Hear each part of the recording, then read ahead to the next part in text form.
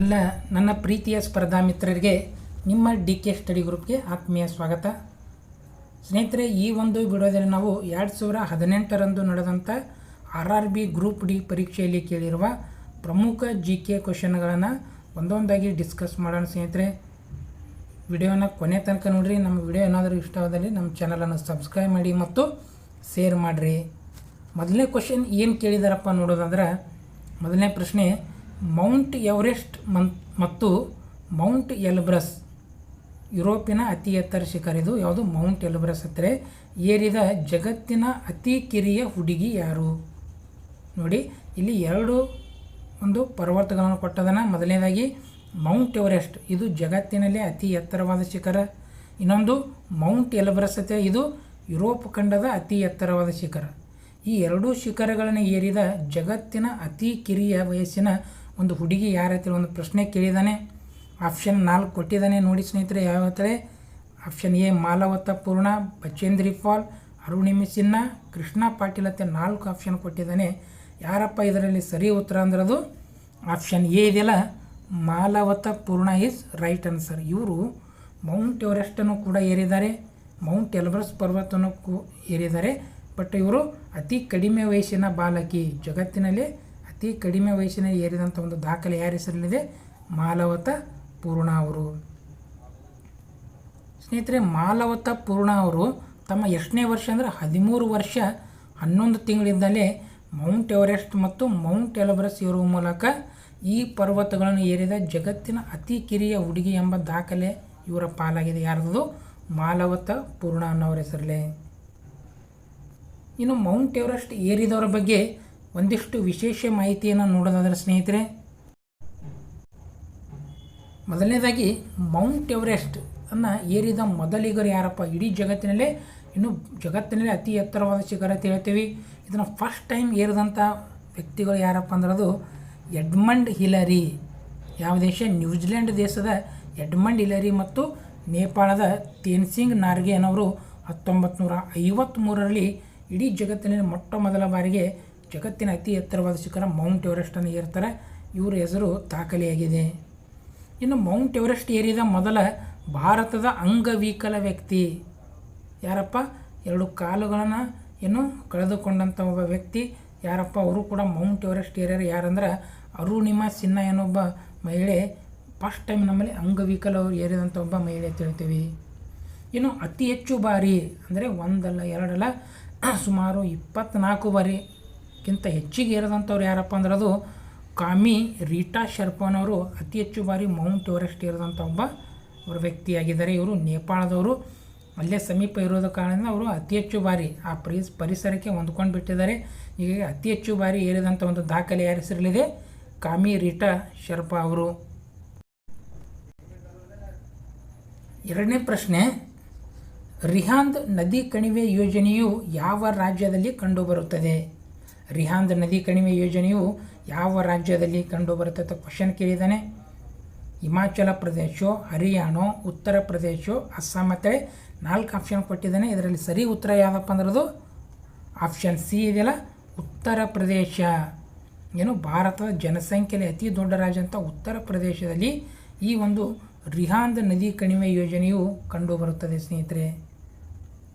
ಹಾಗಾದರೆ ದೇಶದಲ್ಲಿ ಕಂಡುಬರೋ ಪ್ರಮುಖ ಒಂದು ನದಿ ಕಣಿವೆ ಯೋಜನೆಗಳನ್ನು ನೋಡೋದಾದ್ರೆ ದಾಮೋದರ್ ನದಿ ಕಣಿವೆ ಯೋಜನೆ. ಇದು ಯಾವ ರಾಜ್ಯದಲ್ಲಪ್ಪ ಅಂದರೆ ಇದು ಬಿಹಾರ ರಾಜ್ಯದಲ್ಲಿ. ಪ್ರಸ್ತುತ ಜಾರ್ಖಂಡ್. ಅಂದಿನ ಕಾಲದ ದೇಶದ ಮೊಟ್ಟ ಮೊದಲ ಒಂದು ನದಿ ಕಣಿವೆ ಯೋಜನೆ ಅಂತ ಕ್ವಶನ್ ಕೇಳಿದಾನೆ. ಯಾವುದಪ್ಪ ಅಂದಿರೋದು ದಾಮೋದರ್ ನದಿ ಕಣಿವೆ ಯೋಜನೆ ಅಂತ ಕರಿತೀವಿ. ಅಂದಿನ ಕಾಲದಾಗ ಅಂದರೆ 1950ರ ಸಂದರ್ಭದಲ್ಲಿ ಯಾವ 2 ರಾಜ್ಯಗಳಿಗೆ ಸಂಬಂಧಿಸಿದ ಒಂದು ಯೋಜನೆ ಆಗಿತ್ತು ಅಂದ್ರೆ ಅದು ಬಿಹಾರ ಮತ್ತು ಪಶ್ಚಿಮ ಬಂಗಾಳ ಆಗಿತ್ತು. ಬಟ್ ಪ್ರೆಸೆಂಟ್ 2000 ಇಸ್ವಿಯಲ್ಲಿ ಬಿಹಾರದಿಂದ ಜಾರ್ಖಂಡ್ ಬೇರ್ಪಡೆಯಾಗದಲ್ಲ. ಹಾಗಾಗಿ ಈ ಯೋಜನೆ ಪ್ರಸ್ತುತ ಯಾವ ರಾಜ್ಯಕ್ಕೆ ಸಂಬಂಧಪಟ್ಟದಂದರೆ ಜಾರ್ಖಂಡ್ ಮತ್ತು ಪಶ್ಚಿಮ ಬಂಗಾಳ ಅಂತ ಹೇಳಬೇಕು. ಇನ್ನು ಬಾಕ್ರಾ ನಂಗಲ್ ಪ್ರಾಜೆಕ್ಟ್ ಅಂತ ಕರಿತೀವಿ. ಯಾವ ನದಿಗಿದು? ಸಟ್ಲೇಜ್ ನದಿಗೆ ಒಂದು ಯೋಜನೆ. ಇದು ಯಾವ ರಾಜ್ಯ ಅಂದ್ರೆ ಅದು ಪಂಜಾಬ್ ರಾಜ್ಯ, ರಾಜಸ್ಥಾನ, ಹರಿಯಾಣ ಹತ್ತಿರ 3 ರಾಜ್ಯಗಳಿಗೆ ಸಂಬಂಧಪಟ್ಟಂಥ ಒಂದು ಯೋಜನೆಯಾಗಿದೆ. ಇನ್ನು ಹಿರಾಕುಡ್ ಯೋಜನೆ ಅಂತ ಬರುತ್ತೆ. ಇದು ಒಡಿಶಾ ರಾಜ್ಯದಲ್ಲಿ ಕಂಡುಬರುತ್ತ ಒಂದು ನದಿ ಕಣಿವೆ ಯೋಜನೆಯಾಗಿದೆ. ಯಾವ ನದಿಗಪ್ಪ ಅಂದರೆ ಇದು ಮಹಾನದಿ ನದಿಗಾಗಿದೆ. ಮೂರನೇ ಪ್ರಶ್ನೆ, ಬಾಬರ್ನ ಆತ್ಮಚರಿತ್ರೆಯಾದ ಬಾಬರ್ ನಾಮ ಯಾವ ಭಾಷೆಯಲ್ಲಿ ರಚಿಸಲಾಗಿದೆ? ಬಾಬರ್ನ ಆತ್ಮಚರಿತ್ರೆಯಾದ ಬಾಬರ್ ನಾಮ ಅಂತಿದೆಯಲ್ಲ, ಇದು ಯಾವ ಭಾಷೆಯಲ್ಲಿ ಒಂದು ರಚನೆಯಾಗಿದೆ ಅಂತ ಕ್ವಶನ್ ಕೇಳಿದ್ದಾನೆ. ಕೆಳಗಡೆ 4 ಭಾಷೆಗಳನ್ನು ಕೊಟ್ಟಿದ್ದಾನಪ್ಪ. ಇದರಲ್ಲಿ ಯಾವುದಪ್ಪ ಸರಿ ಉತ್ತರ ಅಂದ್ರೆ ಆಪ್ಷನ್ ಎ ಇದೆಯಲ್ಲ, ಟರ್ಕಿಷ್ ಭಾಷೆಯಲ್ಲಿ. ಇದು ಟರ್ಕಿಷ್ ಭಾಷೆಯಲ್ಲಿ ರಚನೆ ಮಾಡಲಾಗಿದೆ. ಯಾರು? ಬಾಬರ್ ನಾಮ ಅಂತೇಳಿ. ಬರೆದವ್ರು ಯಾರಂದ್ರೆ ಸ್ವತಃ ಬಾಬರ್ನೇ ಬರೆದಾನ. ಇಡೀ ಏಷ್ಯಾ ಖಂಡದಲ್ಲಿ ಒಂದು ಅತ್ಯುತ್ತಮ ಆತ್ಮಕಥನ ಅಂತ ಕರೀತಾರೆ ಬಾಬರ್ ನಾಮ ಅಂತೇಳಿ. ಟರ್ಕಿಷ್ ಭಾಷೆಯಲ್ಲಿ ಅಂತ ಕರಿತೀವಿ, ಅಥವಾ ಇದನ್ನೇ ತುಜುಕಿ ಬಾಬರಿ ಎಂದು ಕೂಡ ಕರೀತಾರೆ. ಹಾಗಾದ್ರೆ ಮೊಘಲರ ಅರಸರ ಪ್ರಮುಖ ಆತ್ಮಚರಿತ್ರೆಗಳನ್ನು ನೋಡಿದ ಸ್ನೇಹಿತರೆ, ಹುಮಾಯನ ನಾಮ ಅಂತ ಬರ್ತಾರೆ. ಇವ್ರ ಬಗ್ಗೆ ಒಂದು ತಿಳಿಸುವಂಥ ಆತ್ಮಚರಿತ್ರೆ ಯಾವುದದು? ಹುಮಾಯನ ನಾಮ. ಹುಮಾಯನ ಇದ್ದಲ್ಲ, ಅವ್ರ ಬಗ್ಗೆ ಯಾರು? ಬಾಬರ್ನ ಮಗ ಹುಮಾಯನ ಅಂತಿದ್ದ. ಹುಮಾಯನ ನಾಮ ಅವನ ಬಗ್ಗೆ ಆತ್ಮಚರಿತ್ರೆ ತಿಳಿಸ್ತದೆ. ಅದನ್ನು ಬರೆದವ್ರು ಯಾರಂದ್ರೆ ಗುಲ್ಬುದ್ದೀನ್ ಬೇಗಮ್ ಅಂತ ಬರೆದಾರೆ. ಯಾವ ಭಾಷೆಯಲ್ಲಿ? ಪರ್ಷಿಯನ್ ಭಾಷೆಯಲ್ಲಿ ಬರೆಯಲಾಗಿದೆ. ಇನ್ನು ಅಕ್ಬರ್ ಕುರಿತು ಅಕ್ಬರ್ ನಾಮ ಇದೆ. ಇದನ್ನು ಬರೆದವರು ಅಬುಲ್ ಫಜಲ್ ಅಂತ. ಯಾವ ಭಾಷೆ? ಪರ್ಷಿಯನ್ ಭಾಷೆ. ಇನ್ನು ಸೆಹಜನ್ ನಾಮ ಇದನ್ನು ಬರೆದವರು ಇನಾಯತ್ ಖಾನ್ ಅಂತೇಳಿ. ಇದು ಕೂಡ ಪರ್ಷಿಯನ್ ಭಾಷೆಯಲ್ಲಿ ಬರೆಯಲಾಗಿದೆ. 4ನೇ ಪ್ರಶ್ನೆ, ಈ ಕೆಳಗಿನ ಯಾರು ನರ್ಮದಾ ನದಿ ಕಣಿವೆ ಯೋಜನೆಯಲ್ಲಿ ಸಕ್ರಿಯವಾಗಿ ಭಾಗವಹಿಸಿದವರಾಗಿದ್ದಾರೆ? ಅಂದರೆ ನರ್ಮದಾ ನದಿ ಕಣಿವೆ ಯೋಜನೆಯಲ್ಲಿ ಸಕ್ರಿಯವಾಗಿ ಭಾಗವಹಿಸಿದವರು ಯಾರಾಗಿರಪ್ಪ ಅಂದರೆ ಸ್ನೇಹಿತರೆ ಯಾವುದಪ್ಪ? 4 ಆಪ್ಷನ್ ಕೊಟ್ಟಿದ್ದಾರೆ. ಯಾರಪ್ಪ ಅಂದ್ರೆ ಅದರಲ್ಲಿ ಆಪ್ಷನ್ ಸಿ ಇದೆಲ್ಲ, ಮೇಧಾ ಪಾಟ್ಕರ್ ಅವರು. ಅಂದರೆ ನರ್ಮದಾ ನದಿ ಕಣಿವೆ ಏನಿದೆಯಲ್ಲ ಸ್ನೇಹಿತರೆ, ಅಲ್ಲಿ ವಿವಿಧ ಡ್ಯಾಮ್ಗಳನ್ನು ಕಟ್ತಾಯಿದ್ರು. ಇದರ ವಿರುದ್ಧ ಒಂದು ಹೋರಾಟ ಮಾಡೋದಲ್ಲಿ ಸಕ್ರಿಯವಾಗಿ ಭಾಗವಹಿಸಿದವರು ಯಾರಂದ್ರೆ ಅದು ಮೇಧಾ ಪಾಟ್ಕರ್ ಅವರು. ಅಂದರೆ ಇದರಲ್ಲಿ ವಿರುದ್ಧ ಅಂತೇಳಿ, ಅಂದರೆ ನರ್ಮದಾ ನದಿ ಕಣಿವೆಯಲ್ಲಿ ಹಲವಾರು ಅಣೆಕಟ್ಟುಗಳನ್ನು ಕಟ್ತಾ ಇದ್ರಲ್ಲ, ಇದರ ವಿರುದ್ಧ ಒಂದು ಹೋರಾಟದ ಒಂದು ಯೋಜನೆಯಲ್ಲಿ ಸಕ್ರಿಯವಾಗಿ ಭಾಗವಹಿಸಿದ್ದಾರೆ ಯಾರಂದ್ರೆ ಅದು ಮೇಧಾ ಪಾಟ್ಕರ್. ಇವ್ರ ಮೇಲೆ ಭಾಳ ಸಲ ಕ್ವಶನ್ ಕೇಳಿದ ಸ್ನೇಹಿತರೆ, ನೆನಪಿಡಬೇಕು. ಏನಪ್ಪ ಇದ್ರ ಹಿನ್ನೆಲೆ ನೋಡಿದ್ರೆ, ನರ್ಮದಾ ಬಚಾವೋ ಆಂದೋಲನ ಒಂದು ಯೋಜನೆ. ಅಂದರೆ ಭಾರತದಲ್ಲಿ ಅತ್ಯಂತ ವಿವಾದಾತ್ಮಕ ನದಿ ಕಣಿವೆ ಯೋಜನೆ ಅಂತ ಕರೀತಾರೆ ನರ್ಮದಾ ನದಿ.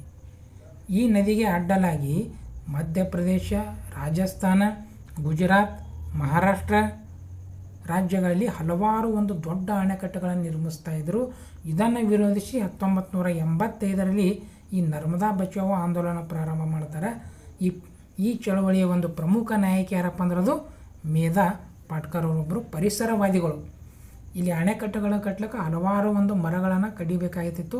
ಅದನ್ನು ವಿರೋಧಿಸಿ ಹೋರಾಟ ನರ್ಮದಾ ಬಚಾವೋ ಆಂದೋಲನ ಮಾಡಿದವರು ಯಾರಪ್ಪ ಅಂದ್ರೆ ಅದು ಮೇಧಾ ಪಾಟ್ಕರ್ ಅಂತ ನಾವು ಹೇಳಬೇಕು. ಮುಂದಿನ ಪ್ರಶ್ನೆ, ಮೇಜರ್ ಧ್ಯಾನ್ ಚಂದ್ ಅವರ ಜನ್ಮದಿನವನ್ನು ಭಾರತದಲ್ಲಿ ಯಾವ ದಿನದಂದು ರಾಷ್ಟ್ರೀಯ ಕ್ರೀಡಾ ದಿನವನ್ನಾಗಿ ಆಚರಿಸಲಾಗುತ್ತದೆ? ಅಂದರೆ ಸ್ನೇಹಿತರೆ ಕ್ವಶನ್ ಇರೋದು, ಭಾರತದ ಮೇಜರ್ ಧ್ಯಾನ್ ಚಂದ್ ಇರೋ ಅವ್ರ ಜನ್ಮದಿನ ನಾವು ಏನಂತ ಆಚರಣೆ ಮಾಡ್ತೀವಿ? ರಾಷ್ಟ್ರೀಯ ಕ್ರೀಡಾ ದಿನ ಅಂತೇಳಿ ಆಚರಣೆ ಮಾಡ್ತೀವಿ, ನ್ಯಾಷನಲ್ ಸ್ಪೋರ್ಟ್ಸ್ ಡೇ ಅಂತೇಳಿ. ಹಾಗಾದ್ರೆ ಯಾವ ದಿನ ಅಂತೇಳಿ ಕ್ವಶನ್ ಕೇಳಿದಾನೆ. 4 ಆಪ್ಷನ್ ಕೊಟ್ಟಿದ್ದಾನೆ. ಯಾವುದಪ್ಪ ಅಂದಿದ್ರಲ್ಲಿ ಅಂದರೆ ಆಪ್ಷನ್ ಬಿ ಇದೆಯಲ್ಲ, ಆಗಸ್ಟ್ 29. ಈ ಆಗಸ್ಟ್ 29 ಭಾರತದಲ್ಲಿ ರಾಷ್ಟ್ರೀಯ ಕ್ರೀಡಾ ದಿನ ಅಂತೇಳಿ ನಾವು ಯಾರ ಗೌರವವಾಗಿ ಮೇಜರ್ ಧ್ಯಾನ್ ಚಂದ್ ಅವರ ಜನ್ಮದಿನವನ್ನು ಆಚರಣೆ ಮಾಡ್ತೀವಿ, ಆಗಸ್ಟ್ 29. ಸ್ನೇಹಿತರೆ ಯಾರು ಈ ಮೇಜರ್ ಧ್ಯಾನ್ ಚಂದ್ ಅಂದ್ರೆ ಭಾರತದ ಹಾಕಿ ಮಾಂತ್ರಿಕ, ಮ್ಯಾಜಿಷಿಯನ್ ಅಂತ ಕರೀತಾರೆ. ಹಾಕಿಯ ಮ್ಯಾಜಿಷಿಯನ್ ಅಂತೇಳಿ ದಿ ವಿಜರ್ಡ್ ಅನ್ನೋ ಬಿರುದು ಕೂಡ ಇವರಿಗಿತ್ತು. ಇವರು ಭಾರತದ ಒಲಿಂಪಿಕ್ಸ್ನಲ್ಲಿ ಚಿನ್ನದ ಪದಕ ಗೆದ್ದು, ಹಾಕಿಯಲ್ಲಿ ಚಿನ್ನದ ಪದಕ ಗೆದ್ದುವಲ್ಲಿ ಪ್ರಮುಖ ಪಾತ್ರ ವಹಿಸಿದಂಥ ಒಬ್ಬರು ಯಾರು? ಮೇಜರ್ ಧ್ಯಾನ್ ಚಂದ್ ಅವರು. ಹಾಗಾದರೆ ಇನ್ನೂ ಪ್ರಮುಖ ದಿನಾಚರಣೆ ನೋಡಿದ ಸ್ನೇಹಿತರೆ, ಜೂನ್ 29 ಏನಪ್ಪ? ಸಂಖ್ಯಾಶಾಸ್ತ್ರ ದಿನ, ನ್ಯಾಷನಲ್ ಸ್ಟ್ಯಾಟಿಸ್ಟಿಕ್ ಡೇ ಅಂತ ಕರಿತೀವಿ. ಇದು ಯಾರ ಜನ್ಮದ ಅಂದರೆ PC ಮಹಲ್ನೋಬಿಸ್ ಅಂತ ಬರ್ತಾರೆ, ಅವ್ರ ಜನ್ಮದಿನ ಆಚರಣೆ ಮಾಡ್ತೀವಿ. ಇನ್ನು ಜುಲೈ 29 ರಾಷ್ಟ್ರೀಯ ಹುಲಿ ದಿನ, ರಾಷ್ಟ್ರೀಯ ಹುಲಿ ದಿನ ಅಂತ ಆಚರಣೆ ಮಾಡ್ತೀವಿ. ಫೆಬ್ರವರಿ 28 ರಾಷ್ಟ್ರೀಯ ವಿಜ್ಞಾನ ದಿನ. ಯಾರು?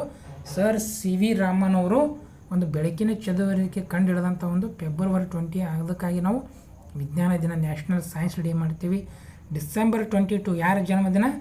ರಾಷ್ಟ್ರೀಯ ಗಣಿತ ದಿನ ಅಂತ ಆಚರಣೆ ಮಾಡ್ತೀವಿ. ಯಾರು ಸರ್ ರಾಮಾನುಜನ್ ಅಂತ ಬರ್ತಾರಲ್ಲ, ಅವ್ರ ಜನ್ಮದಿನ ರಾಷ್ಟ್ರೀಯ ಗಣಿತ ದಿನ ಅಂತೇಳಿ ಆಚರಣೆ ಮಾಡ್ತೀವಿ. 6ನೇ ಪ್ರಶ್ನೆ, ಡ್ಯಾಶ್ ಭಾರತದ ಅತಿ ಹಳೆಯ ಒಂದು ಬ್ಯಾಂಕ್ ಆಗಿದೆ? ಸ್ನೇಹಿತರೆ 4 ಬ್ಯಾಂಕ್ಗಳನ್ನು ಕೊಟ್ಟಾನ.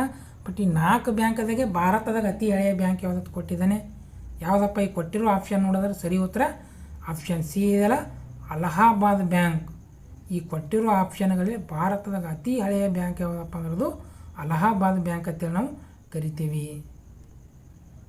ಸ್ನೇಹಿತರೆ, ಬ್ಯಾಂಕುಗಳ ಕುರಿತು ಒಂದಿಷ್ಟು ಮಾಹಿತಿಯನ್ನು ನೋಡಿದರೆ ಭಾರತದಲ್ಲಿ ಸ್ಥಾಪನೆಯಾದ ಮೊಟ್ಟ ಮೊದಲ ಬ್ಯಾಂಕ್ ಯಾವುದಂದ್ರದು ಬ್ಯಾಂಕ್ ಆಫ್ ಹಿಂದೂಸ್ತಾನ್ ಅಂತ ಕರಿತೀವಿ. ಯಾವ ವರ್ಷದು 1770ರಲ್ಲಿ. ಇದು ಬ್ರಿಟಿಷರ ಆಡಳಿತ, ಯುರೋಪಿಯನರು ಸಂಪೂರ್ಣ ಆಡಳಿತಗೊಳಪಟ್ಟಂಥ ಬ್ಯಾಂಕ್ ಆಗಿತ್ತು. ಯಾವುದದು bank of Hindustan. But first ಸ್ಥಾಪನೆಯಾದ ಬ್ಯಾಂಕ್ ಅಂತ ಕ್ವಶನ್ ಕೇಳಿದ್ರೆ ಇದೇ ಆನ್ಸರ್.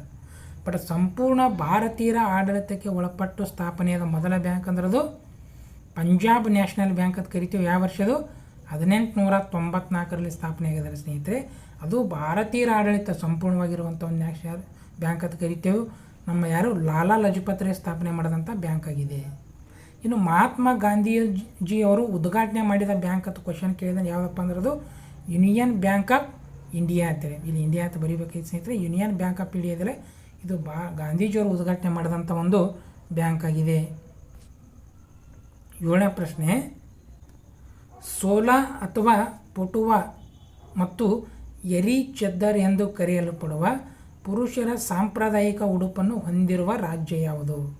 ಅಂದರೆ ಸ್ನೇಹಿತರೆ, ಸೋಲಾತ್ ಕರೀತಾರೆ ಅಥವಾ ಪಟುವಾತ್ ಕರೀತಾರೆ ಮತ್ತು ಎರಿ ಚದ್ದರ್ ಅಂತ ಕರೀತಿರುವಂಥ ಒಂದು ಪುರುಷರು ಹಾಕಿಕೊಳ್ಳುವಂಥ ಉಡುಪಾಗಿದೆ. ಬಟ್ ಇದು ಯಾವ ರಾಜ್ಯದಲ್ಲಿ ಹಾಕೋತಾರೆ ಅಂತ ಒಂದು ಕ್ವಶನ್ ಕೇಳಿದ ಸ್ನೇಹಿತರೆ. ಯಾವ ರಾಜ್ಯಪ್ಪ ಅಂದರೆ ಇದು ಅಸ್ಸಾಂ ರಾಜ್ಯದಲ್ಲಿ. ಈ ರೀತಿ ಒಂದು ಅಸ್ಸಾಂ ರಾಜ್ಯದಲ್ಲಿ ಸೋಲಾ ಅಥವಾ ಪಟುವಾ ಅಂತೇಳಿ ಎರಿ ಚದ್ದರ್ ಅಂತೇಳಿ ಒಂದು ಪುರುಷರು ಒಂದು ಹಾಕಿಕೊಳ್ಳುವಂಥ ಒಂದು ಡ್ರೆಸ್ ಏನಿದೆಯಲ್ಲ, ಒಂದು ಸಾಂಪ್ರದಾಯಿಕ ಉಡುಪು ಇದೆಯಲ್ಲ, ಅದನ್ನು ನಾವು ಈ ರೀತಿ ಕರಿತೇವೆ ಸೋಲಾ ಪಟುವಾ ಎರಿ ಚದ್ದರ್ ಅಂತೇಳಿ. ಯಾವ ರಾಜ್ಯದಲ್ಲಿ? ಅದು ಅಸ್ಸಾಂ ರಾಜ್ಯದಲ್ಲಿ. ಹಾಗಾದರೆ ಇನ್ನೂ ಕೆಲವೊಂದಿಷ್ಟು ವಿವಿಧ ರಾಜ್ಯಗಳಲ್ಲಿ ಪುರುಷರ ಉಡುಪುಗಳು ನೋಡಿದ ಸ್ನೇಹಿತರೆ, ಬಕು ಅಂತ ಕರೀತಾರೆ. ಇಲ್ಲಿ ಸಿಕ್ಕಿಮನ ಪುರುಷರು ಹಾಕುವಂಥ ಒಂದು ಪುರುಷರ ಉಡುಪುಗಳು ಬಕು ಅಂತ ಕರಿತೀವಿ. ಇನ್ನು ಫೆರಾನ್ ಅಂತ ಕರಿತೀವಿ. ಇಲ್ಲಿ ಜಮ್ಮು ಕಾಶ್ಮೀರದ ಪುರುಷರು ಹಾಕೊಳ್ಳೋದು ಫೆರಾನ್ ಅಂತೇಳಿ.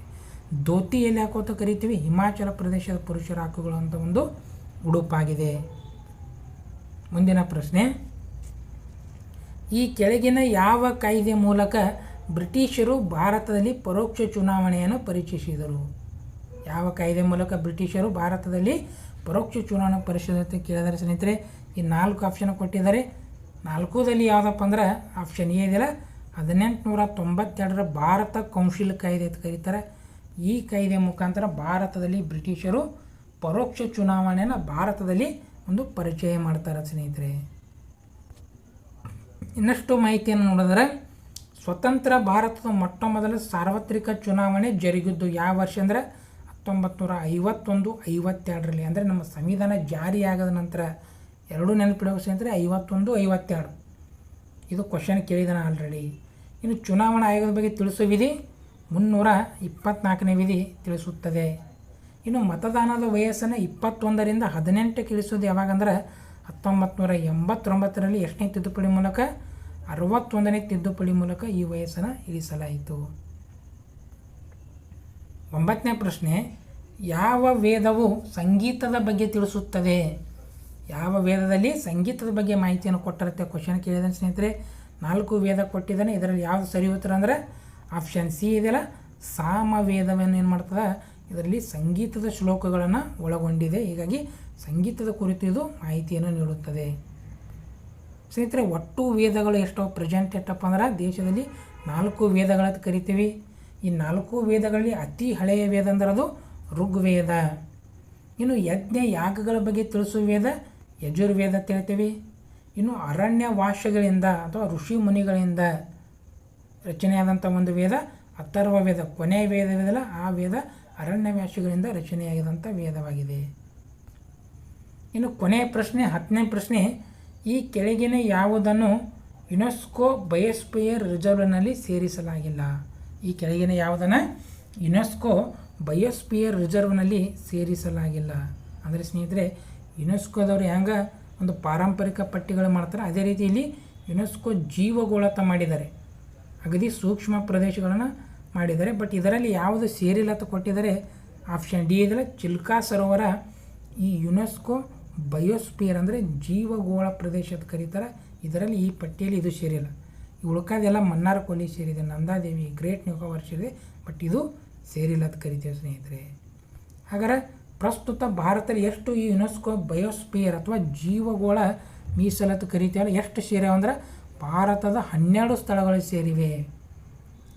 ಭಾರತವು ಒಟ್ಟು 18 ಬಯೋಸ್ಪಿಯರ್ ರಿಸರ್ವ್ ಅಂತೇಳಿ ಭಾರತ ಸರ್ಕಾರ ಗುರುತು ಮಾಡಿದೆ. ಬಟ್ ಯುನೆಸ್ಕೋದವ್ರು ತೊಗೋಬೇಕಲ್ಲ, 18 ತೊಗೊಂಡಿಲ್ಲ, ಕೇವಲ 12 ಸ್ಥಳಗಳು ಆ ಪಟ್ಟಿಗೆ ಹೋಗಿವೆ ಸ್ನೇಹಿತರೆ. ಇಲ್ಲಿ ನಾವು ಒಂದು ಮ್ಯಾಪ್ ಕೊಟ್ಟಿದೆ ನೋಡಿ ಸ್ನೇಹಿತರೆ.